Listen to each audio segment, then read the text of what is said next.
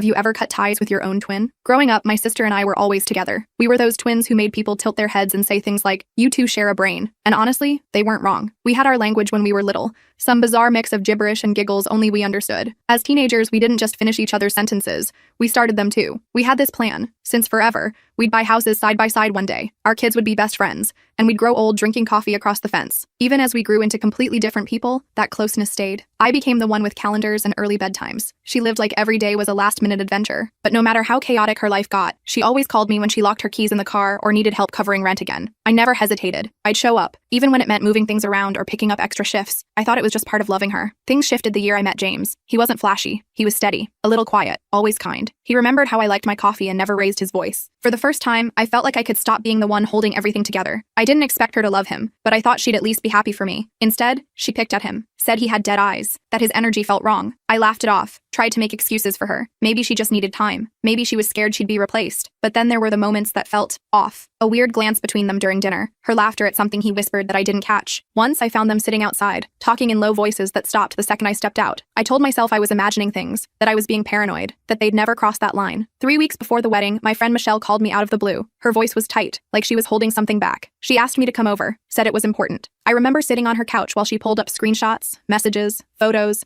my sister's name saved under a fake one in James's phone, dates, and times. The pieces started clicking together like puzzle pieces I didn't want to see. Every explanation I told myself shattered. I couldn't breathe. I went home and asked him directly. He didn't lie. His face fell in that slow, ashamed way that told me everything. I didn't even have to ask her. She showed up later that night like nothing was wrong. When I told her I knew, she didn't look guilty. She didn't cry. She crossed her arms and said, "I didn't think you'd find out." That sentence didn't come with an apology, just finality. The betrayal wasn't what hurt, but the fact that it had come to light. I canceled the wedding the next morning. My dress hung limp in the back of my closet like a joke that went too far. I packed a suitcase and drove until the road stopped at the ocean. I found a tiny place where the only noise was seagulls and my own thoughts. Her messages came in floods: apologies, anger, guilt, and silence. I read some and deleted most. After a while, I changed my number. It's been 5 years now. I've built something new here, a quiet life. People ask if I have siblings and I just smile and say it's complicated. They never press. Some mornings I still wake up and reach for my phone, ready to tell her something small, a dream, a dumb meme, something only she'd get. And then I remember, there's no going back from that kind of betrayal. Not when it's the one person who knew every version of you. Not when they chose to be the reason that version crumbled. I didn't just lose my sister. I lost the part of myself that believed we were unbreakable.